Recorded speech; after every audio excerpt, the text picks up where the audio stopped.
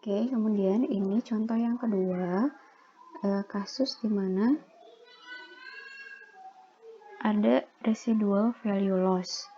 Jadi, tadi kan misalnya ini digaransi oleh si residual value-nya.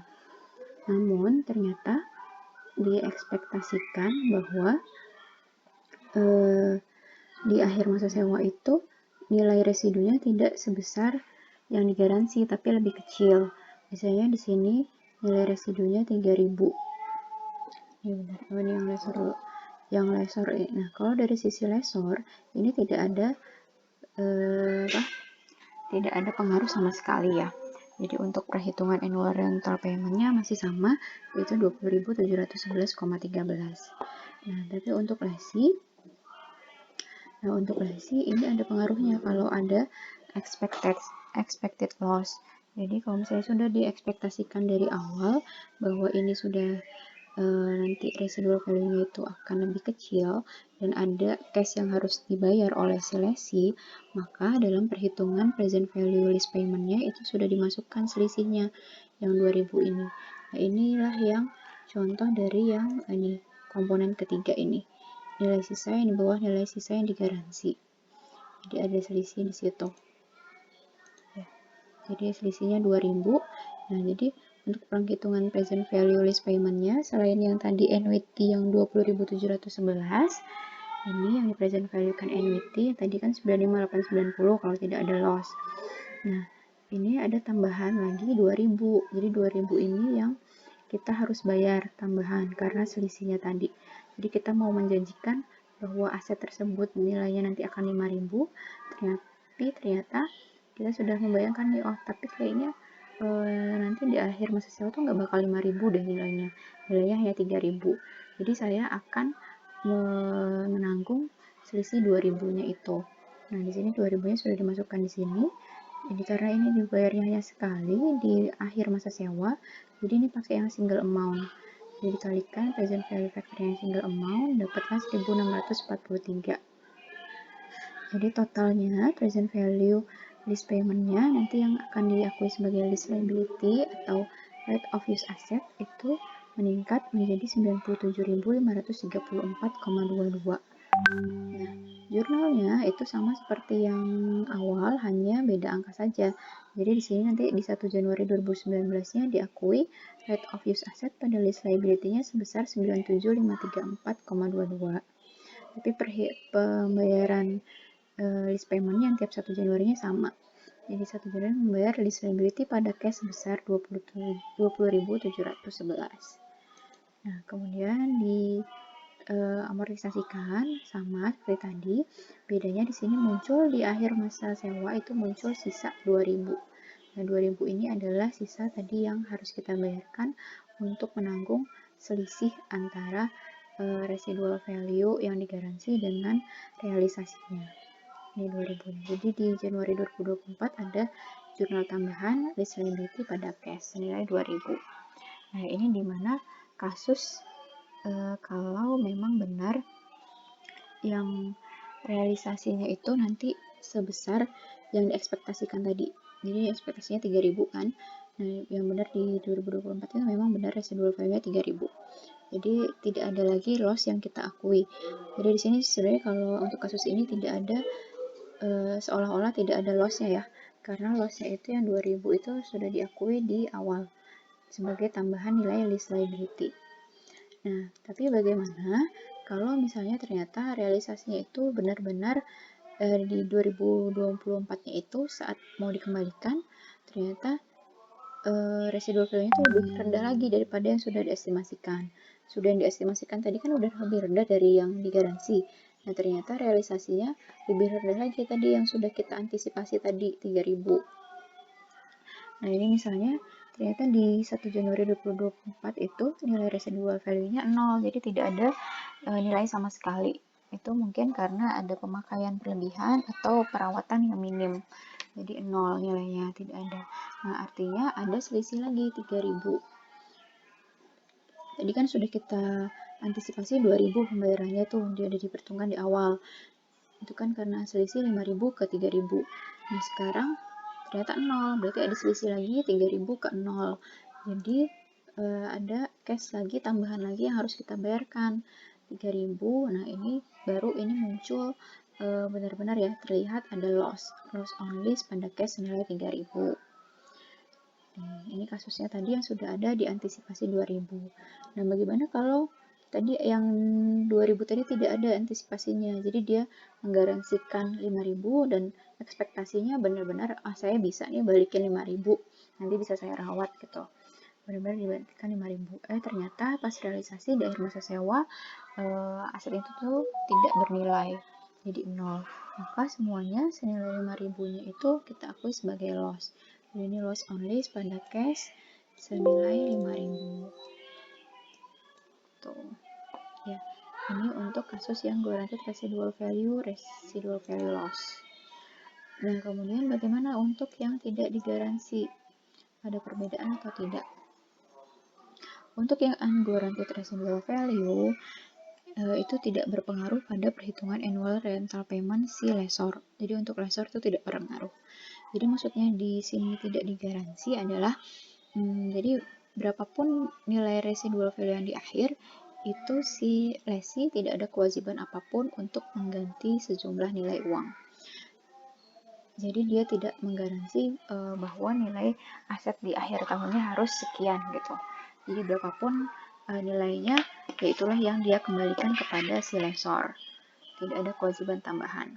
Nah, di sini sebenarnya soal yang sama, tapi diganti.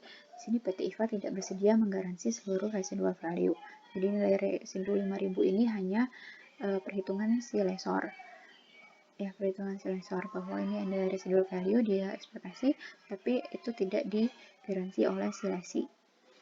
Nah, untuk perhitungannya tidak ada perbedaan antara yang digaransi atau tidak digaransi untuk annual rental payment-nya. Namun, untuk sisi lessor nanti akan berpengaruh pada nilai sales price dan COGS jika dia menggunakan sales type list. Apa itu sales type list? Kemudian bagaimana perhitungan sales price dan COGS-nya? Ini kan untuk lessor.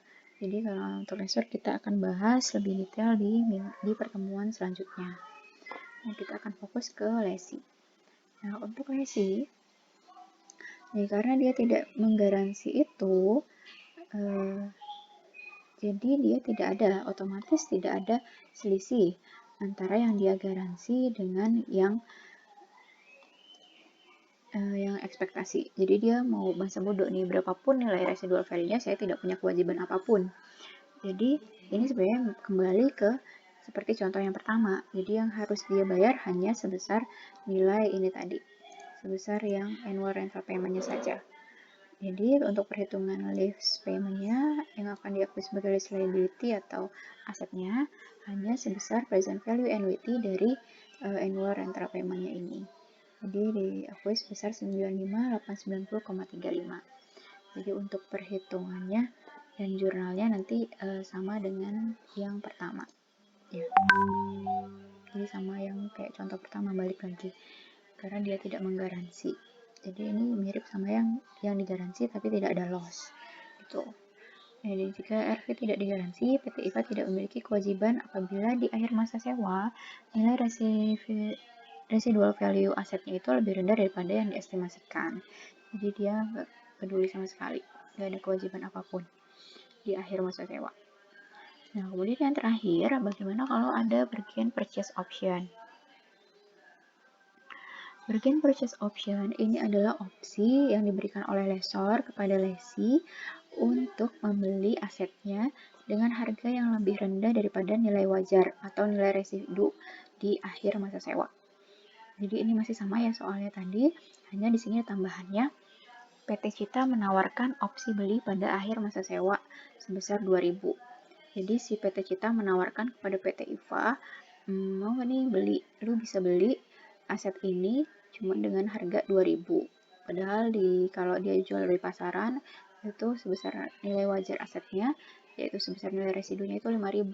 Jadi di bawah nilai pasar gitu kan, nilai wajar 2.000 nih. Nah, karena nilai opsinya ini, harga opsinya itu lebih rendah daripada nilai wajar, jadi kemungkinan besar itu akan diambil oleh PT IFA. Jadi kita asumsikan bahwa PT IKHWA akan menggunakan opsi ini. Nah, karena sudah kita asumsikan seperti itu, berarti 2000 ini sudah kita masukkan di perhitungan sewanya. Jadi kita perhitungkan di present value less payment. Inilah contoh untuk yang komponen keempat. Ini pembayaran terkait opsi pembelian. Jadi masuk ke pembayaran sewa, masuk ke present value-nya itu. Oke. Nah, jadi ini mirip sama yang kasus kedua tadi, contoh kedua. Contoh kedua tadi kan ada pembayaran tambahan, tapi sebesar 2000, tapi itu dibayar atas ganti rugi. Ganti rugi dari selisih antara nilai residu yang digaransi dengan yang realisasinya, yang diekspektasikan. Nah, kalau ini pembayaran tambahannya itu untuk membayar opsi pembelian, untuk supaya si lesi bisa mendapatkan aset tersebut. Jadi ini sama seperti tadi ditambah 2000 karena dibayarnya di akhir masa sewa dan hanya sekali, maka kita hanya pakai yang single amount di sini ya. Nah, jadi menambah nilai lease payment-nya atau lease liability-nya itu bertambah. Jadi 97534,22. Oke, jadi sama seperti tadi kita amortisasi 97534,22. Nah, nanti di akhir periode ini muncul 2000. Sisa 2000 ini adalah BPO-nya. Ini adalah BPO-nya yang kita bayarkan di akhir periode. Jadi nanti di 1 Januari 2024 ada jurnal lease liability pada cash. Itu untuk si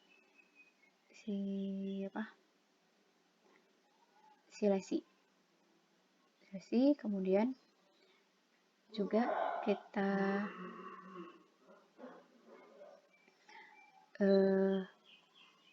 kemudian nanti untuk perbedaannya juga ada pada depresiasi. Jadi depresiasinya karena tadi kita mengasumsikan itu akan dipakai opsi belinya, jadi kita asumsikan asetnya itu akan dipakai selama masa manfaat, bukan masa sewa. Kalau misalnya tadi yang untuk yang guaranteed residual value atau unguaranteed residual value tanpa purchase option, kita asumsikan dia pakai asetnya itu selama masa sewa saja. Jadi depresiasinya pun hanya selama masa sewa. Tapi kalau ada BPO, kita asumsikan bahwa aset tersebut akan berlanjut digunakan oleh si lesi karena setelah masa sewa pun akan dibeli dan aset itu kembali digunakan oleh lesi.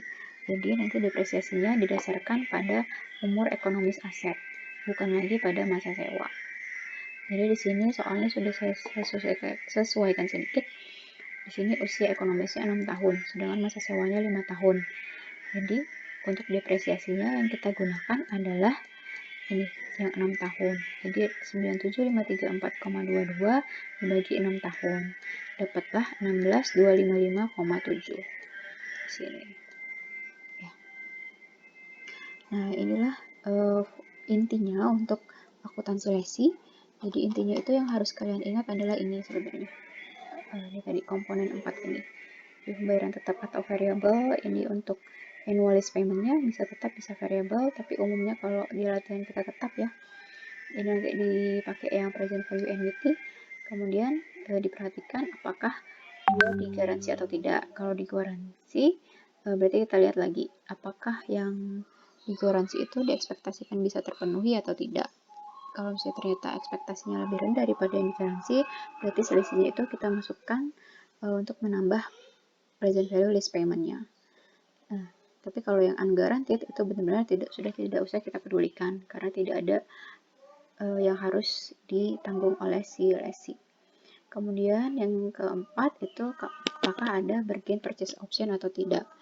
Kalau ada bargain purchase option, dilihat lagi apakah opsi itu harganya lebih rendah daripada nilai wajar atau nilai residu di akhir masa sewa. Kalau iya, berarti kita asumsikan dia akan digunakan oleh lesi dan dia akan menambah present value lease payment-nya.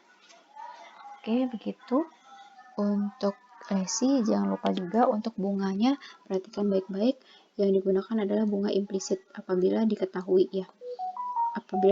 oleh lesi. Tapi kalau misalnya lesi tidak mengetahui implicit rate-nya, dia bisa menggunakan incremental rate. Oke, saya rasa cukup sekian untuk materi lesi. Untuk sisi lesor nanti akan kita lanjutkan di pertemuan berikutnya. Jika masih ada pertanyaan, silakan maksimalkan di GCR ataupun WAG. Jangan lupa tugas kuis dikerjakan mengikuti jujetnya, memperhatikan jujet. Oke, semoga bermanfaat, semoga dapat dimengerti, dan semoga sehat selalu. Assalamualaikum warahmatullahi wabarakatuh.